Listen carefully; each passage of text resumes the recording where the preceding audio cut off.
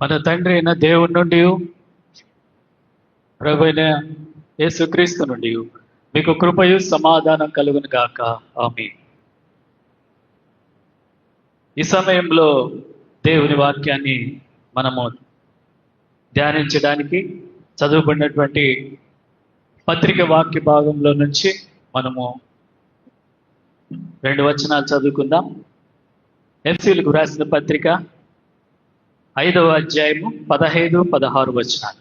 ఎఫెసీ 5వ అధ్యాయము 15, 16 వచనాల్ని మనం చదువుకుందాం. దినములు చెడ్డవి కనుక మీరు సమయమును పోనీక సద్వినియోగము చేసుకొచ్చు అజ్ఞానుల వలె కాక జ్ఞానుల వలె నడుచుకున్నట్లు జాగ్రత్తగా చూచుకొనుడి.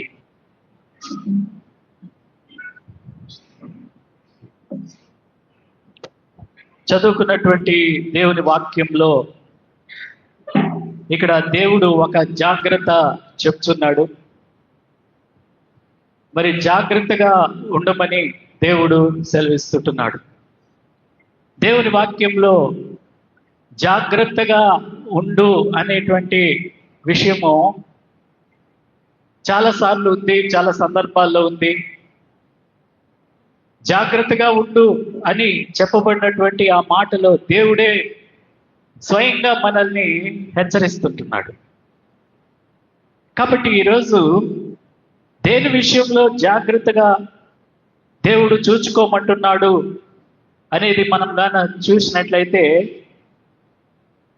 దినములు చెడ్డవి కనుక సమయమును పోనీక సద్వినియోగం చేసుకొనుచు అజ్ఞానుల వలె కాక జ్ఞానుల వలె నడుచుకున్నట్లు జాగ్రత్తగా చూచుకోండి అని దేవుడు సెలవిస్తున్నాడు. అంటే మనము లోకంలో ఉన్నాం కాబట్టి దేవుని బిడ్డలమైనటువంటి మనము అజ్ఞానంగా కాకుండా అజ్ఞానులుగా ఉండకుండా జ్ఞానంగా ఉండమని దేవుడు సెలవిస్తున్నాడు.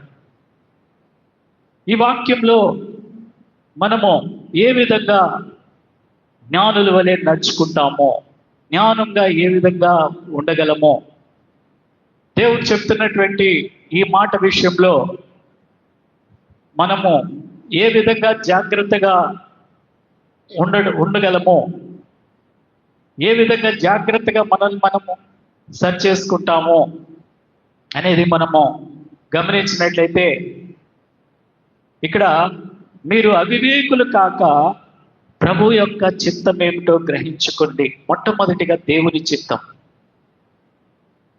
జ్ఞానంగా ఉండటము ఎలాగా? చాలాసార్లు మనము జీవితంలో అజ్ఞానంగానే నడుచుకుంటూ ఉంటాం. ఒక ఏదైనా సంఘటన, ఒక పరిస్థితి అయిపోయినాక మళ్ళీ వస్తుంది మనకు ఆలోచన, ఒరే ఇట్లా చేసుంటే బాగున్నాం, ఈ విధంగా ఉండుంటే బాగున్నాం. యవనస్తులు ముఖ్యంగా సమయాన్ని, ఇక్కడ సమయమును పోనీక సద్వినియోగం చేసుకొచ్చు. కొన్నిసార్లు మనం కూడా యవనస్తులుగా ఉన్నప్పుడు సమయాన్ని అంతా వ్యర్థం చేసుకుంటూ ఉంటాం. ఆ తర్వాత అంతా అయిపోయినాక అప్పుడు గుర్తుకొస్తుంది, అప్పుడు నేను ఇట్లా చేశానే, సమయాన్ని అంతా పోగొట్టుకున్నాను, చదువుకోవాల్సిన సమయంలో నేను చదువుకోలేదు, చదువు మీద ధ్యాస పెట్టలేదు, రకరకాలుగా మనకు అప్పుడు బుద్ధి వస్తుందన్నమాట. కాబట్టి దేవుడు ఏం చెప్తున్నాడంటే, బుద్ధి తెచ్చుకోండి, అజ్ఞానంగా ఉండబాకండి అని చెప్పి దేవుడు మనకు ఈ వాక్యం ద్వారా హెచ్చరిస్తుంటున్నాడు. ఏమని హెచ్చరిస్తున్నాడంటే, ప్రభు యొక్క చిత్తం ఏమిటో గ్రహించుకోండి. ఇది మొదటి. దేవుని చిత్తాన్ని గ్రహించుకున్న వారు జ్ఞానవంతులు. దేవుని చిత్తాన్ని తెలుసుకోలేని వాళ్ళు అజ్ఞానవంతులు, దేవుని బిడ్డలారా. కాబట్టి దేవుని చిత్తాన్ని అనుసరించి నడిచినటువంటి ఒక గొప్ప భక్తుడు మనకు కనిపిస్తాడు.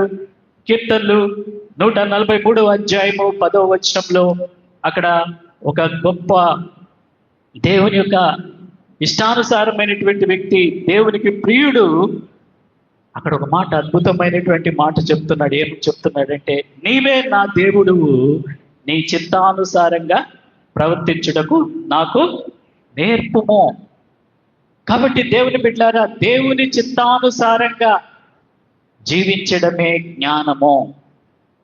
దేవుని యొక్క చిత్తాన్ని అనుసరించి నడుచుకోవటమే నిజమైనటువంటి జ్ఞానము. దేవుని బిడ్డలారా, అక్కడ దావీదు దేవుని చిత్తం చొప్పున నడుచుకోవాలని అడుగుతున్నాడు. దావీదు ఎంత గొప్ప రాజు, అన్నీ ఉన్నాయి కదా. అయితే వాటన్నింటిలో ఏం అడుగుతున్నాడంటే, ఏం కొదువు లేదు దావీదుకి, అన్నీ ఉన్నాయి. కానీ అవన్నీ కూడా పక్కన పెట్టి, ప్రభువా నీ చిత్తానుసారంగా నన్ను నడిపించు నాయనా, నీ చిత్తానుసారంగా జీవించడానికి నాకు నేర్పించు. ఈరోజు దావీదు వలె మనం కూడా అడుగుదామా? అయితే నువ్వు జ్ఞానవంతుడివి, జ్ఞానవంతురాలువు. సామెతలో ఒక మాట ఉంది, జ్ఞానవంతురాలు తన ఇల్లు కట్టును, మూఢురాలు తన ఇంటిని కూలగొట్టును. కాబట్టి దేవుని బిడ్డలారా, ఎందుకంటే ఈ వాక్యాన్ని ఎందుకు చెప్తున్నా అంటే, దేవుడు చెప్తున్నాడు అజ్ఞానుల వలె కాకుండా జ్ఞానుల వలె నడుచుకోమని దేవుడు సెలవిస్తుంటున్నాడు. ఇంకా దేవుని చిత్తాన్ని ఏ విధంగా వెతికాడు దావీదంటే, యెహోవా నేను నీకు మొరపెట్టుచున్నాను. ప్రార్థన చేయటంలో దేవుని చిత్తాన్ని వెతికాడు దావీదు. నేను నా పూర్ణ హృదయంతో నీకు కృతజ్ఞతాస్తుతులు చెల్లించుచున్నాను. దేవునికి కృతజ్ఞతాస్తుతులు చెల్లించుట దేవుని చిత్తంగా ఉంది. ఆయన చేసిన ఉపకారాన్ని బట్టి దావీదు ఎల్లప్పుడూ కూడా దేవునికి కృతజ్ఞతాస్తుతులు చెల్లించేటువంటి వాడుగా ఉంటున్నాడు. దేవుని చిత్తం అది. ఈరోజు మనం చదువుకున్నటువంటి వాక్య భాగంలో ఎఫెసీయులకు రాసిన పత్రిక 5వ అధ్యాయము 19లో చూస్తే, అక్కడ ఒకరినొకడు కీర్తనలతోనూ సంగీతములతోనూ ఆత్మ సంబంధమైన పాటలతోనూ హెచ్చరించుచు మీ హృదయంలో ప్రభువుని గూర్చి, ఇక్కడ మీ హృదయంలో ప్రభువుని గూర్చి పాడుచు కీర్తించుట జ్ఞానవంతుల లక్షణము. దేవుణ్ణి ఆరాధించుట, దేవుణ్ణి స్తుతించుట జ్ఞానవంతులు. మన కీర్తన పుస్తకం ఉంది కదా, సౌత్ ఆంధ్ర లూథరన్ చర్చ్ కీర్తన పుస్తకం. మీ దగ్గర ఉన్న కీర్తన పుస్తకం దేవుణ్ణి ఆరాధించుట, దేవుని స్తుతించుట. మరి మీరు పాడుతున్నటువంటి పాటలు ఇవన్నీ కూడా దేనికి సంబంధించిందంటే, మనము దేవుణ్ణి ఆరాధించేటువంటి వారంగా ఉంటున్నాము. అయితే దావీదు ఎలా దేవుణ్ణి స్తుతించాడు? దావీదు ఎలా దేవుణ్ణి ఆరాధించాడు? దావీదు అంతకంతకు ఉన్నతమైనటువంటి స్థితిలోనికి వెళ్ళటానికి కారణం ఏందో తెలుసా? దేవుణ్ణి ఆరాధించుట, దేవుణ్ణి కీర్తనలతోనూ సంగీతములతోనూ దేవుణ్ణి మహిమపరిచేటువంటి గుణము దావీదుది. అందుకే దేవుడు దావీదుని ఎంతగానో హెచ్చించాడు, ఎంతగానో ఆశీర్వదించాడు. ఏ విధంగా స్తుతిస్తున్నాడంటే, కీర్తనలు 144వ అధ్యాయంలో 9వ వచనంలో ఉంది, 10 తంతుల సితారతో నేను నిన్ను కీర్తించేది. 10 తంతుల సితారతో అంట. ఒక సందర్భంలో సౌలుకు దయ్యం పట్టుకుంటుంది, అపవాది పట్టుకుంటుంది. అప్పుడు చెప్తారు, వీణ అంటే సితారాను బాగా వాయించేవాడుగా నాకు దొరికితే మరి నీకున్నటువంటి ఆ అపవిత్రాత్మ పోతుంది అని చెప్తారు. సౌలుకేమో అపవాది పట్టుకుంటుంది. వెతికి పట్టుకుని వస్తారు. అతనే ఎవరంటే దావీదు. దావీదు సితారాను వాయించినప్పుడల్లా ఏం జరిగింది? అద్భుతం జరిగింది. సౌల్లో ఉన్నటువంటి దురాత్మ వెళ్ళిపోతూ ఉండింది. చూసారా ఎక్కడి నుంచి తీసుకొచ్చాడు దావీదుని? గొర్రెలు కాచుకొని అడవిలో గొర్రెలు కాచుకునే వాడిని తీసుకొచ్చి మొట్టమొదటి స్టెప్ అదే దేవుడు తీసుకొచ్చాడు. సౌలు ఇంటికి తీసుకొచ్చాడు. సౌలు అక్కడి నుంచి అంచెలంచెలుగా సౌల్ని దేవుడు, దావీదుని దేవుడు హెచ్చించాడు, ఆశీర్వదించాడు, ఉన్నతమైనటువంటి స్థితి వెళ్ళిపోయాడు. కాబట్టి దేవుని బిడ్డారా, ఈరోజు చదువుకున్న వాక్య భాగంలో ఎవరైతే దేవుణ్ణి కీర్తిస్తారో, ఎవరైతే దేవుణ్ణి మహిమపరుస్తారో, దేవుడు వారిని కూడా మహిమపరుస్తాడు. దేవుడు అంటున్నాడు, నన్ను గణపరచు వారిని నేను గణపరుస్తాను. దేవుణ్ణి నువ్వు గణపరిస్తే దేవుడు కూడా నిన్ను గణపరుస్తాడు. ప్రేమైనటువంటి వారులారా, కాబట్టి 10 తంతుల సితారాతో దావీదు దేవుణ్ణి స్తుతించినట్టుగా చూస్తుంటున్నాము. మరి దావీదు దేవుణ్ణి మహిమపరచడం ద్వారా, కీర్తించడం ద్వారా ఎలాంటి మేలులు జరిగిందంటే, మొట్టమొదటిగా నీవే రాజులకు విజయము దయచేదువు. విజయము కలిగింది. దావీదు దేవుణ్ణి మహిమపరచడం ద్వారా ఏం కలిగింది? విజయము దొరికింది. రెండోదిగా, దుష్టుల ఖడ్గము నుండి నీవు నన్ను తప్పించితివి. దేవుడు దావీదుని అనేక సందర్భాల్లో తప్పించాడు. సౌలు ఎన్నోసార్లు ఈటెను విసిరి కొట్టినప్పుడు సౌలు దావీదుని ఎన్నోసార్లు చంపాలని దేవుడు కాపాడినాడు. ప్రేమైనటువంటి వారులారా, నీవు మహత్యం గలవాడవు, ఆశ్చర్య కార్యములు చేయవాడవు. దేవుని ఆరాధించడం ద్వారా దావీదు ఎన్నో ఆశ్చర్య కార్యములను తన జీవితంలో చూశాడు. ప్రేమైనటువంటి వారులారా, దావీదులో ఉన్నటువంటి ఒక గొప్ప లక్షణము ఏంటంటే, ఇంతకుముందు ఏం చెప్పాను? సితారాతో, 10 తంతుల సితారాతో దావీదు దేవుణ్ణి మహిమపరిచాడు. మీకు అందరికి తెలుసు, దావీదులో ఉన్నటువంటి ఒక గొప్ప లక్షణం ఏంటంటే, నాట్యముతో కూడా దేవుణ్ణి మహిమపరిచాడు. రాజు అని కూడా చూసుకోలేదు. రాజు అని కూడా అనుకోకుండా దేవుని యొక్క మందస్సం వస్తుంటే సంతోషము ఉప్పొంగిపోయి రాజు వెళ్ళి వాళ్ళతో కూడా కలుసుకొని, వాళ్ళతో కూడా దేవుని మందస్సం వస్తుంటే వారితో కలిసి నాట్యము ఆడి దేవుని మహిమపరిచినటువంటి వాడిగా ఉంటున్నాడు. ప్రియమైనటువంటి వారిలాగా, ఈ విషయము 2వ సమూయేలు గ్రంథము 6వ అధ్యాయము 5వ వచనంలో మనం కానీ చూస్తే, 2వ సమూయేలు 6వ అధ్యాయం 5వ వచనంలో అక్కడ ఉంది, దావీదును ఇశ్రాయేలందరిను సరళ వృక్షపు కర్రలతో చేయబడిన నానా విధములైన సితారాలను, స్వరమండలను, తంబూరులను, మృదంగములను, పెద్ద తాళములను వాయించుచు యెహోవా సన్నిధిని నాట్యమాడుచుండిరి. ఎందుకంటే ఈరోజు మన అంశం అదే.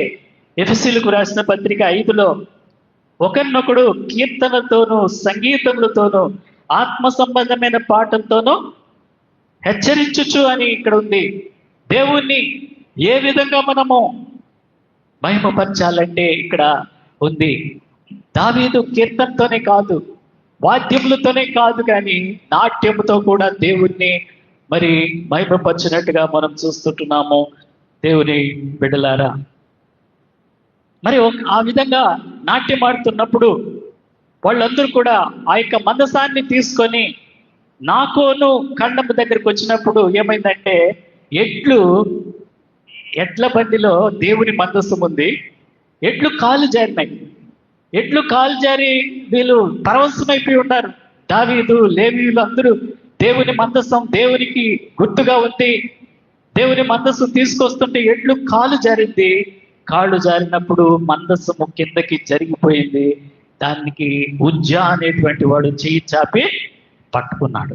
పట్టుకుంటేనే దేవుడు ఒక ఉగ్రత, దేవుని యొక్క కోపము రగులుకొని ఉజ్జాను అక్కడికక్కడే దేవుడు మొత్తుతాడు, చచ్చిపోతాడు. ఆ విధంగా మరి ఉజ్జా చనిపోతాడు. ప్రేమైనటువంటి వాళ్ళు, ఎందుకు అంటే ఆ మందసాన్ని ఎవరు తాకాలంటే యాజకులు మాత్రమే తాకాలి, లేవీయులు తాకాలి. దేవుని సేవ చేయటానికి దేవుడు 12 గోత్రంలో నుంచి ఒక గోత్రాన్ని ఏర్పరచుకున్నాడు. వాళ్ళెవరు? లేవి గోత్రికులు. లేవీయుల్ని దేవుడు ప్రత్యేకించుకున్నాడు. మీరు నా సేవ చేయండి, నా మందసాన్ని మోయండి అంటే ఉజ్జా పట్టుకొని, ఉజ్జా లేవీయుడు కాడు, యాజకుడు కాదు. దానివల్ల దేవుని కోపము వచ్చి ఉజ్జాను చంపినప్పుడు ఉజ్జా చనిపోతాడు. కానీ అక్కడుంది, దావీదు దేవునికి భయపడెను. దావీదు దేవునికి భయపడటం జ్ఞానము. ఉజ్జా అజ్ఞానంతో దేవుని మందసాన్ని పట్టుకున్నాడు.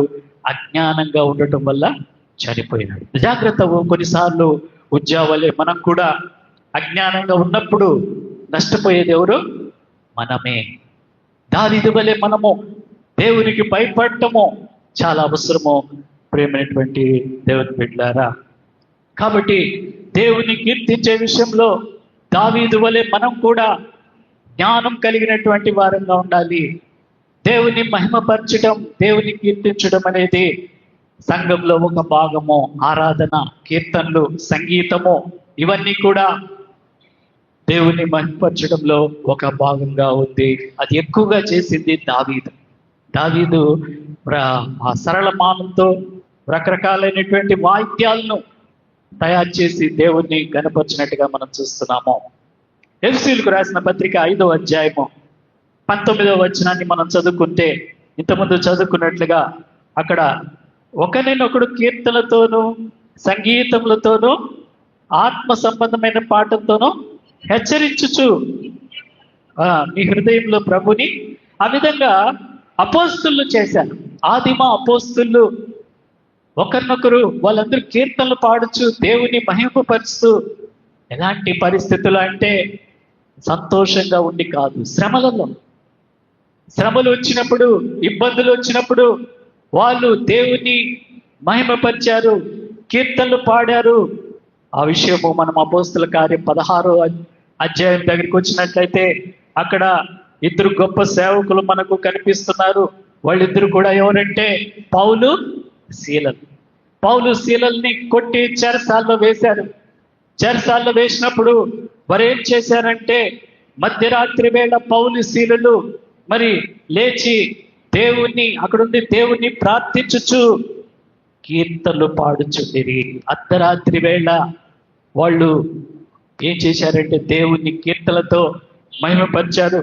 మరి పౌలు శీలలు ఆ విధంగా మరి దేవుణ్ణి మహిమపరుస్తుంటున్నప్పుడు ఏమైందంటే, దేవుడు అకస్మాత్తుగా మహాభూకంపము కలిగింది. చెరసాల పునాదులన్నీ కూడా అదిరిపోయినాయి. దేనివల్ల? పౌలు శీలలు చేసినటువంటి ప్రార్థన, వాళ్ళు పాడినటువంటి కీర్తనల వల్ల పునాదులు దద్దరిల్లిపోయినాయి, చెరసాల తలుపులు తెరుచుకున్నాయి. ప్రియమైనటువంటి వాళ్ళారా, మరి అంతేకాకుండా అందరి బంధకములు ఊడిపోయాను. అక్కడుంది. ఈరోజు నువ్వు ఏ బంధకంలో, ఏ ఇబ్బందిలో ఉన్నావో, దేవుడు నీ బంధకముల నుండి నిన్ను విడిపించాలంటే మనం కూడా పౌలు శీలల వలె మనము దేవుణ్ణి ప్రార్థించాలి, కీర్తనలు పాడవలసినటువంటి అవసరత ఎంతైనా ఉంది. ప్రేమైనటువంటి వాళ్ళ విలాప వాక్యంలో ఒక మాట ఉంది, గుర్తు చేస్తాను. నీవు లేచి రేయి మొదటి జామున మొరపెట్టుము, నీళ్లు కుమ్మరించినట్టుగా నీ ఆత్మను ప్రభు సన్నిధానంలో కుమ్మరించుము. క్రైస్తవులకు ఉన్నటువంటి ధన్యత ఏందో తెలుసా? క్రైస్తవ జీవితంలో ఉన్నటువంటి గొప్ప ధన్యత ఏందో తెలుసా? ప్రార్థన చేయటము, కీర్తనలు పాడటము. ఇది ఎక్కడి నుంచి వచ్చింది? మనకు సంఘంలో నేర్చుకున్నాం, మన తల్లిదండ్రుల దగ్గర నేర్చుకున్నాం, మన పూర్వీకుల దగ్గర నుంచి ఇది వారసత్వంగా వస్తున్నటువంటి ఆచారము, దైవికమైనటువంటి ఆచారము. ఇది గొప్ప ధన్యత దేవుని బిడ్డలారా. ఏదంటే ప్రార్థన చేయటము, కీర్తనలు పాడటము. దాని మీదే మన జీవితము ఉంది, ఆధారపడి ఉంది. ప్రార్థన, కీర్తన మీదనే నీ జీవితము పునాది వేయబడి ఉంది. కాబట్టి ప్రభునందు ప్రేమైనటువంటి వాళ్ళారా, మరి ఎంతో గొప్ప ధన్యత. పాత కాలంలో మనం చూసినట్లయితే మన చర్చెస్లో ఆ మిషనరీస్, ఇంతకుముందు మిషనరీస్ వాళ్ళు ఉన్నప్పుడు వాళ్ళు ఒక్కొక్క వాద్యం వాయించేవాళ్ళు. ఫ్లూట్ కానీ, తర్వాత దాన్ని ఇంకా కొన్ని వాద్యాలు, అవన్నీ కూడా చాలా అద్భుతమైనటువంటి స్వరాన్ని వినిపిస్తాయి. దాని ద్వారా దేవుడు మన మధ్యలోకి వస్తాడు. వారు చేసేటువంటి ఆ వాద్యముల వల్ల, వారు వాయించేటువంటి వాద్యాలు, వీటన్నిటి ద్వారా దేవుణ్ణి మనము మహిమపరుస్తుంటున్నాము. ప్రేమైనటువంటి వాళ్ళారా, అనేకమైనటువంటి వాద్యాలు వాయించేటువంటి వాళ్ళు, అవి చూస్తుంటే, వింటుంటే మనకు కూడా ఎంతో సంతోషం.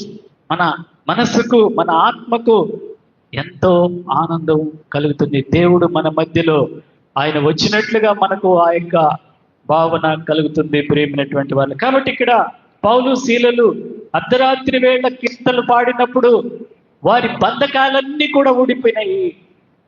వారు విడుదల పొందుకున్నారు. దేవుడు నిన్ను కూడా ప్రతి బంధకముల నుండి విడిపించాలని ఇష్టపడితే ఈ రోజు నుంచి ఆయన గురించి కీర్తనలు పాడు.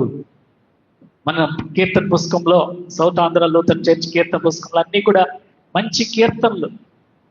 నేను అప్పుడప్పుడు ఇంటికాడ కూడా పాడుకుంటూ ఉంటాను. మీరు కూడా పాడండి, చర్చిలోనే కాదు. వాటి వల్ల మీకు ఎంతో సంతోషము, బలం వస్తుంది. అవన్నీ కూడా జర్మనీ ట్యూన్స్. కొంచెం కష్టమైన కూడా రాగాలు. మన సౌత్ ఆంధ్ర లూథరన్ చర్చి ఆరాధన పాటలు ఇంకెక్కడ లేదు, ఇండియాలోనే ఎక్కడ లేదు. మనకున్న ట్యూన్, మనకున్న పాటలు, మనకున్న పాటల్లోనే రాగాలు. ఆ రాగం ముఖ్యంగా ఏ చర్చిలో కూడా, ఏ డినామినేషన్లో కూడా లేదు. మనకి ఎక్కడి నుంచి వచ్చిందంటే జర్మనీ మిషనరీస్ నుంచి వచ్చింది. మీ దగ్గర ఉన్న కీర్తన పుస్తకంలో దాదాపు ఆ పాటలన్నీ కూడా జర్మనీ ట్యూన్స్, జర్మనీ కీర్తనలు. వాటిని అనువదించారు మన పూర్వీకులు. ఆ రాగాలు సేమ్, రాగం ఒకటే అన్ని, కాకపోతే మన భాషలో తర్జుమా చేశారు. అద్భుతమైనటువంటి కీర్తనలు మనం కలిగి ఉన్నాము. దాని గురించి మీరు ఇంట్లో చూడండి ఒకసారి, మన కీర్తనలు ఎలాంటివని. వాటిని పరిశీలించండి, వాటిని పాడుకోండి. మీలో చాలా మంది కూడా పాడుతూ ఉంటారు. కుటుంబ ప్రార్థనలో మీరు మన పాటలు పాడుతూ ఉంటారు. కాబట్టి రాగయుక్తమైనటువంటి పాటలను మనము కలిగి ఉన్నాము ప్రేమైనటువంటి వాళ్ళు. ఎందుకు ఈ విషయాన్ని చెప్తున్నానంటే, పౌలు శీలలు అద్భుతంగా మరి పాటలు పాడినప్పుడు దేవుడు అద్భుతము చేశాడు. మీకు ఇశ్రాయేల్ గురించి చెప్తాను. ఇశ్రాయేలీలు మార్గ మధ్యలో వాళ్ళు దాటుకొని, ఎరుకో దాటుకొని వచ్చేసారు, యోర్దాను దాటుకొని వచ్చేసారు. అన్ని దాటుకున్న తర్వాత వాళ్ళకి ఎరుకో గోడలు అడ్డుగా వచ్చినాయి ప్రేమైనటువంటి వాళ్ళరా.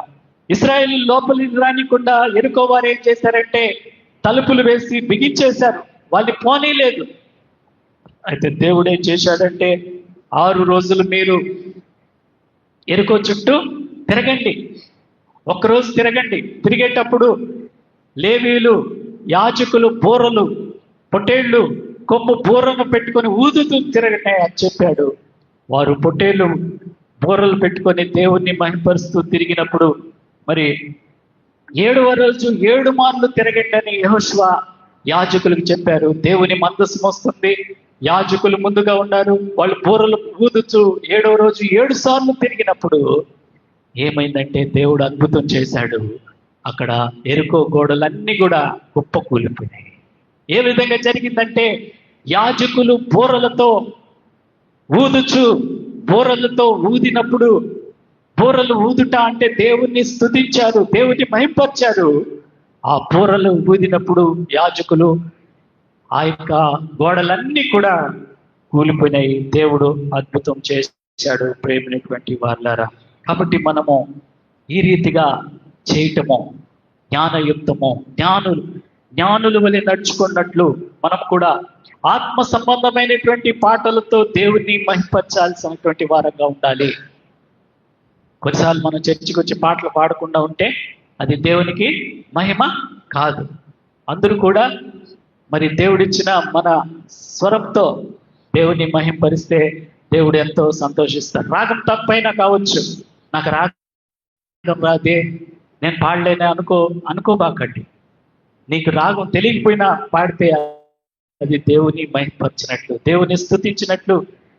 కాబట్టి మత్తయి సువార్త 24:44 ఉంది, మీరు అనుకున్నన్ని గడిలో మనుష్య కుమారుడు వచ్చును కనుక మీరును సిద్ధముగా ఉండుడి. సిద్ధముగా ఉండుట జ్ఞానులు చేసేటువంటి పని. దేవుని విషయమైనటువంటి సిద్ధపాటు ఎవరి జీవితంలో ఉంటుందో, ఎవరైతే ఆత్మ సంబంధంగా, ఇక్కడ ఉంది కదా మనం చదువుకున్న వాక్య భాగంలోనే, ఎవరులై ఉండుడి, ఆత్మపూర్ణులై ఉండుట అనగా సిద్ధపాటు కలిగి ఉండటము. క్రైస్తవ జీవితం అంటే దేవుని బిడ్డలారా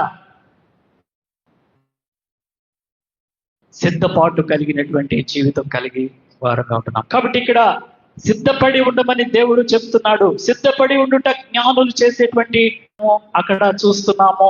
సిద్ధపాటు గురించినటువంటి విషయాన్ని చూస్తున్నాము. అక్కడ ఏంటంటే, ఏమి ఉందంటే, పరలోక రాజ్యము ఎలాగా ఉందంట, తన కుమారునికి పెళ్లి విందు చేసిన ఒక రాజును పోలి ఉన్నది. ఇక్కడ పరలోక రాజ్యం యొక్క ఉపమానాన్ని మనం చూస్తున్నాము దేవుని బిడ్డలారా. పరలోక రాజ్యం అంట తన కుమారునికి పెళ్లి చేసినటువంటి ఒక రాజుతో పోల్చుతున్నాడు యేసు ప్రభువు. మరి పెండ్లి విందుకు రండి అని పిలిచాడు మొట్టమొదటిగా. ఈ రాజు ఏం చేశాడంటే పెండ్లి విందుకు రండి అని ఆహ్వానించాడు. మరి పిలిచినప్పుడు వాళ్ళు రాలేదు. రాజు యొక్క ఆహ్వానాన్ని తృణీకరించారు. మరలా పెండ్లి విందుకు సిద్ధపడి ఉన్నది, రండి అని పిలిచడానికి మళ్ళా వేరే దాసుల్ని పంపించాడు. దాసులు ఎవరంటే ఈరోజు సువార్త సేవ చేసేటువంటి వారు, నిన్ను నన్ను రక్షణలోనికి నడిపించే వాళ్ళు దాసులు. ఇక్కడ ఉన్నటువంటి దాసులు, రాజు యొక్క దాసులు ఎవరంటే సువార్త సేవకులు. ఈ రోజుకి కూడా మరి యేసు ప్రభు యొక్క సేవకులు అనేకులు సువార్తను ప్రకటిస్తూ మరి రండి అని పిలుస్తున్నాడు. ఏ విధంగా అయితే ఈ రాజు పెళ్లి విందుకు రండి అని పిలుస్తున్నాడు తన దాసుల్ని పంపి, ఈ రోజుకి కూడా దాసులు పనిచేస్తున్నారు. సేవకులు, సువార్త సేవకులు సువార్తను ప్రకటిస్తుంటున్నారు. సువార్త ఏంటి అంటే సువార్త సిలువను గురించినటువంటి వార్త, రక్షించుచున్న మనకు దేవుని శక్తి. అది దేవునిలోనికి క్రీస్తుని నిన్ను తెలియజేస్తుంది. ప్రేమైనటువంటి వాళ్ళరా, దేవుణ్ణి మనము తెలుసుతాము. కాబట్టి మరి ఆ యొక్క దాసులు వెళ్ళి పిలిచినప్పుడు వారు లక్ష్యం చేయలేదు. ఒకడు పొలమునకు వెళ్ళాడు, మరి ఒకడు వర్తకమునకు వ్యాపారానికి వెళ్ళాడు. మరి రాజు తన ప్రభువుగా ఉంటున్నాడు. ఈ రాజు ఎవరంటే మన ప్రభువే, యేసుక్రీస్తు ప్రభువే. ఈ రాజు పిలుస్తున్నాడు, రండి నా యొద్దకు రండి అని పిలుస్తున్నాడు. కానీ ఈ రోజుకి అనేక మంది ఆ యొక్క వర్తమానాన్ని అందుకోలేకపోతుంటున్నారు. యేసు ప్రభు పిలుపు, యేసు ప్రభు మనల్ని పిలుస్తున్నాడు. ఎందుకంటే ఆయన మనల్ని తన రాజ్యంలోనికి చేర్చుకోవటానికి ఇష్టపడుతుంటున్నాడు. మరి ఆయన పిలిచినప్పుడు విధేయత చూపుతారో, విధేయత చూపించేటువంటి వారంగా ఉండాలి. మనం పరిశీలించుకోవాలి. యేసు ప్రభు ఏ విధంగా పిలుస్తున్నాడంటే, ప్రయాసపడి భారం మోయిచున్న సమస్త జనులారా నా యొద్దకు రండి, నా యొద్దకు వస్తే నేనేమిస్తాను, మీకు విశ్రాంతిని ఇస్తాను. జీవితంలో ఎన్నో సమస్యలు, ఆటుపోట్లు, ఇబ్బందులు, కష్టాలు ఎన్నో ఉన్నాయి. అయితే వీటన్నిటిలో దేవుడిచ్చేటువంటి, యేసయ్య ఇచ్చేటువంటి విశ్రాంతి మనకు సరిపోయేటువంటి విశ్రాంతిగా ఉంది. మరి యేసు ప్రభు అంటున్నాడు, ఇక్కడ రాజు పిలిచినప్పుడు రాలేదు, తృణీకరించారు, లక్ష్యం చేయలేదు. ఈ రోజుకి సువార్త ప్రకటించబడుతుంది, కానీ ఎవరు కూడా అందరూ స్పందించడం లేదు, సువార్తను విశ్వసించడం లేదు. మరి ఇక్కడ యేసు ప్రభు అంటున్నాడు, మనుషులు ఎదుట నన్ను ఒప్పుకున్నవాడెవడు, పరలోకమందున్న నా తండ్రి ఎదుట నేను వాణ్ణి ఒప్పుకుంటానని చెప్తున్నాడు. ఎవరైతే యేసుక్రీస్తును ఒప్పుకుంటారో పరలోకంలో నేను ఆయన్ని ఒప్పుకుంటానని చెప్పాడు. ఈరోజు ఈ యొక్క సువార్తలో పరలోక రాజ్యాన్ని గురించి ఉంది. పరలోకంలో ప్రభువు ఒప్పుకుంటాను. అయితే మనుషులు ఎదుట ఎవడు నన్ను ఒప్పుకొనడో వారిని పరలోకమందున్న నా తండ్రి ఎదుట నేను ఒప్పుకోనంటాను. మరి అక్కడ ప్రభువా మేము నీ నామంలో అద్భుతం చేయలేదా, అనేకమైనటువంటి కార్యం చేయలేదా అంటే యేసు ప్రభు ఏమంటాడంట, మీరెవరో నాకు తెలియదు అని చెప్పి ఆయన అంటున్నాడు. దాని అర్థం ఏంటంటే ఈ లోకంలో మనము దేవుణ్ణి ఒప్పుకునేటువంటి వారంగా ఉండాలి. తన్ని ఎందరు అంగీకరించురో అనగా తన నామంలో విశ్వాసం ఉంచిన వారికి, ఒప్పుకున్న వారికి దేవుని బిడ్డలగుటకు ఆయన అధికారం ఇచ్చి ఉంటున్నాడు. ప్రియమైనటువంటి వాళ్ళారా, కనుక మత్తయి సువార్త 9వ అధ్యాయము 9వ వచనంలో మనం చూస్తే అక్కడ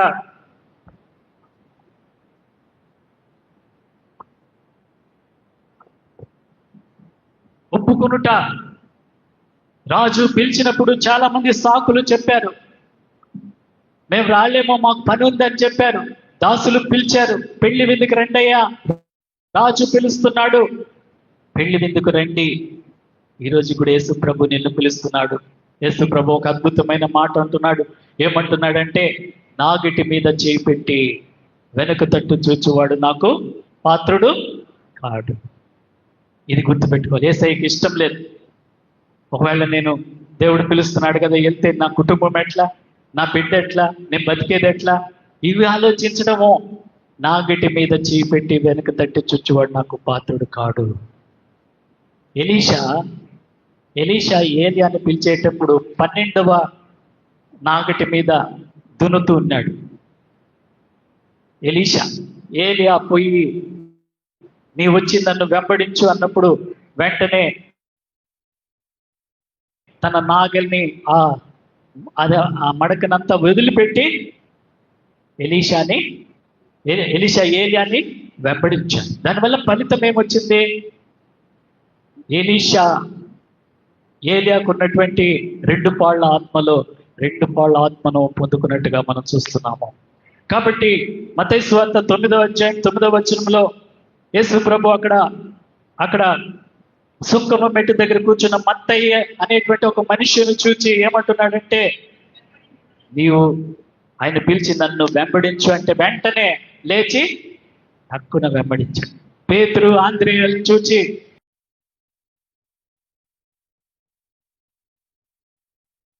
అన్నప్పుడు వాళ్ళు ఏం చేశారు? తమ వలలు విడిచిపెట్టి యేసయ్యని వెంబడించారు. మనుషులు పట్టు జాలరుగా చేశాడు. చేపలు పట్టుకున్నటువంటి వారిని గొప్ప స్థితిలోనికి తీసుకొచ్చాడు. ప్రేమైనటువంటి వాళ్ళ యేసయ్య పిలుపు అలా ఉంటుంది. అయితే ఇక్కడ రాజు పిలిచినప్పుడు, అనేక మందిని పిలిచినప్పుడు రాలేదు. వారు సాకులు చెప్పారు, పలానా పని ఉంది, మేము వెళ్తున్నాము, మా వల్ల కాదని వారు మరి చెప్పి ఉంటున్నారు. అనగా రాజు యొక్క పిలుపును తృణీకరించారు. రాజు ఎవరంటే యేసు ప్రభుయే. యేసు ప్రభు యొక్క పిలుపును మనము ఏ విధంగా అందుకుంటున్నామో, ఆయన పిలిచినప్పుడు ఏ విధంగా మనము స్పందిస్తున్నామో. దేవుడు చాలాసార్లు మనం అంటుంటాము, చాలా మంది దైవ సేవకులు, దేవుడు నన్ను పిలిచాడు కాబట్టి నేను రిజైన్ ఇచ్చేసి, నా ఉద్యోగానికి రిజైన్ ఇచ్చేసి దేవుని సేవకి వచ్చాను. చాలా మంది చెప్తుంటారు, దేవుడు నన్ను పిలిచాడు, దేవుని యొక్క పిలుపు నాకు నింది అని అంటుంటారు.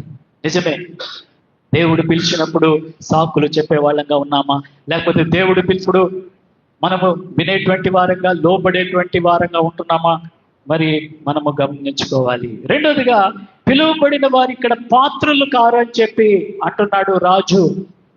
పిలువబడినటువంటి పిలుపు వచ్చింది, రాజు పిలిచాడు, దాసుల్ని పంపించాడు, అనేక మందిని మీరు వెళ్ళండి, ఈ విందుకు పిలుచుకురండి అంటే చాలా మంది తృణీకరించారు. అయితే రాజు అంటున్నాడు, పిలువబడిన వారు పాత్రులు కారంట. మరి ఏ విధంగా మనము పాత్రులుగా ఉండగలమో అంటే, బుద్ధిగల కన్యకులు మీకు తెలుసు, వారు తమ దివిటీతో కూడా సిద్ధుల్లో నూనెను తీసుకుని వెళ్ళి సిద్ధపడిన వారు పాత్రులు. అనగా అతనితో కూడా పెళ్లి విందుకు లోపలికి పోయి బుద్ధి కలిగినటువంటి వారంగా ఉంటే మనం పాత్రులుగా ఉంటాము. ఇక్కడ ప్రభు అంటున్నాడు, పిలువబడిన వారు పాత్రులు కారు.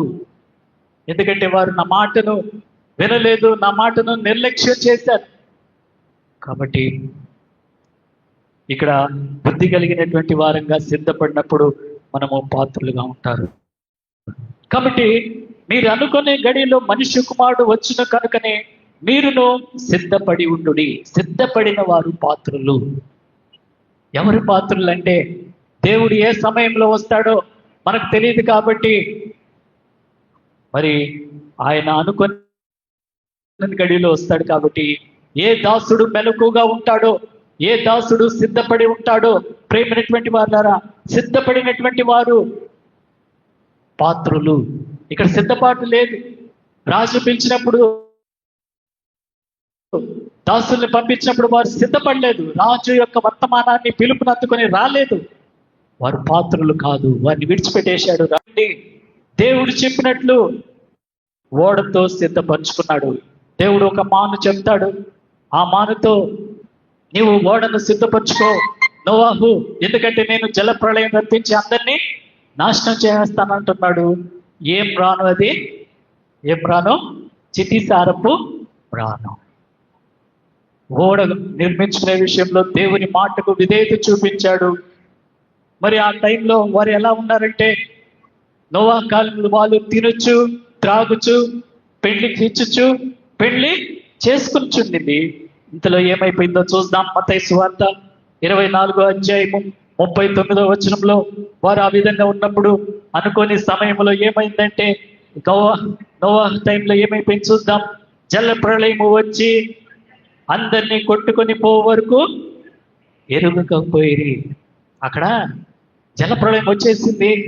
భయంకరమైనటువంటి దేవుడు ఆకాశపు తూములను, ఆకాశంలో ఉన్నటువంటి ఆ జలపాతాన్ని అంతటిని భూమి మీదకి రప్పించేసినప్పుడు ప్రపంచము తల్లకిందులైపోయింది, భూమి మునిగిపోయింది.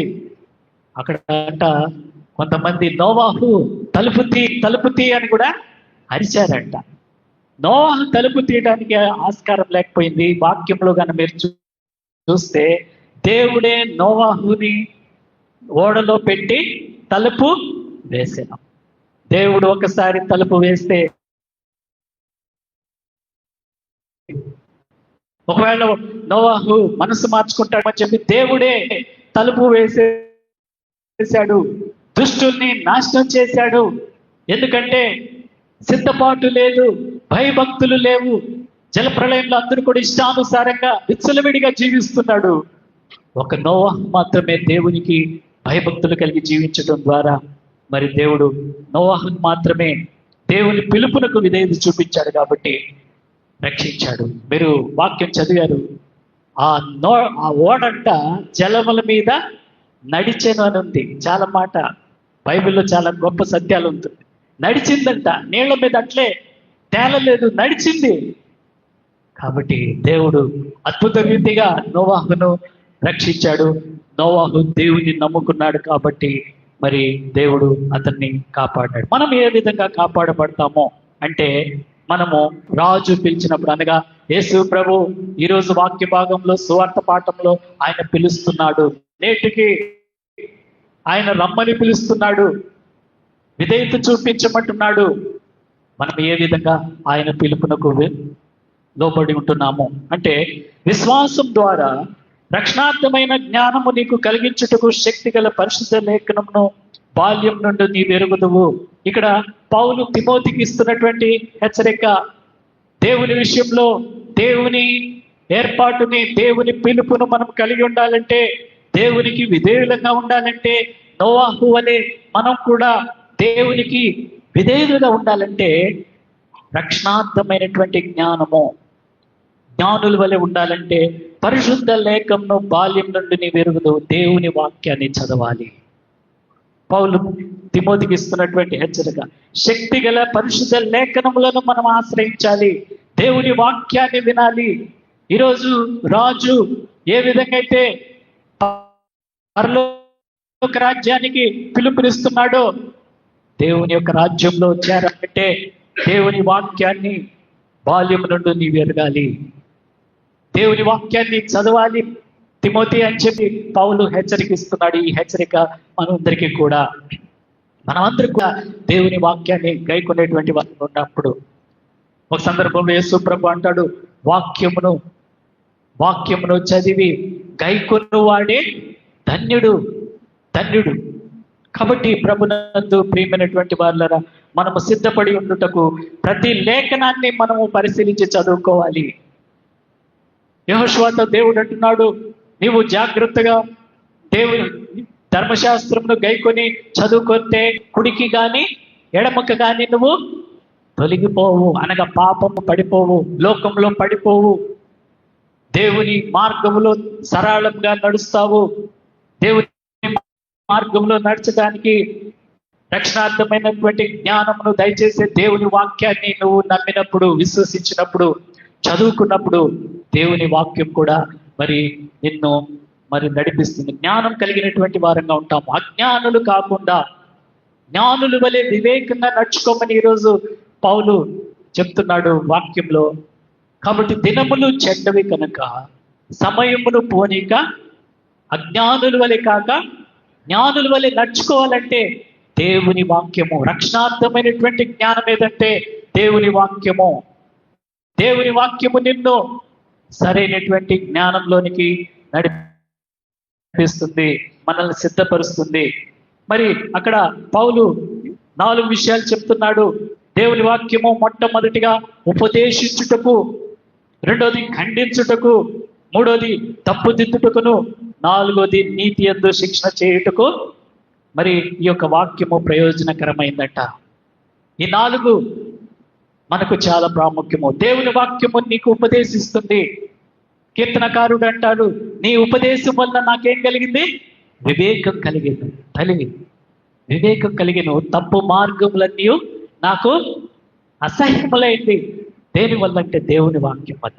ఉపదేశించుటకు, రెండోది ఖండించుటకు, ఖండిస్తుంది. దేవుని వాక్యం బుద్ధి చెప్తుంది, ఖండిస్తుంది. ప్రియమైనటువంటి వాళ్ళరా, మనం చేసేటువంటి తప్పుల్ని ఖండిస్తుంది, వాక్యము సరిచేస్తుంది. అందుకే వాక్యము ఇర్మియాలో ఉంది, అక్కడ నీ మాట అగ్ని వంటిది కాదా, బండలను బద్దలు చేయు సుత్తి వంటిది కాదా అనగా వాక్యము ఖండిస్తుంది. మూడోది తప్పు దిద్దుటకును, మన తప్పులను సరిచేస్తుంది. ఏ విధంగా అంటే నీ వాక్యము నా పాదములకు దీపమును, నా త్రోవకు వెలుగు అనగా వాక్యము వెలుగులో నువ్వు ఉంటే తప్పు చేయవు, పాపము చేయవు. వాక్యము నిన్ను సరిచేస్తుంది. కీర్తన 119 అధ్యాయం 9వ వచనంలో అక్కడ ఉంది, నీ ఎదుట నేను పాపము చేయకుండానట్లు నా హృదయములో నీ వాక్యమును ఉంచుకొని ఉన్నాను.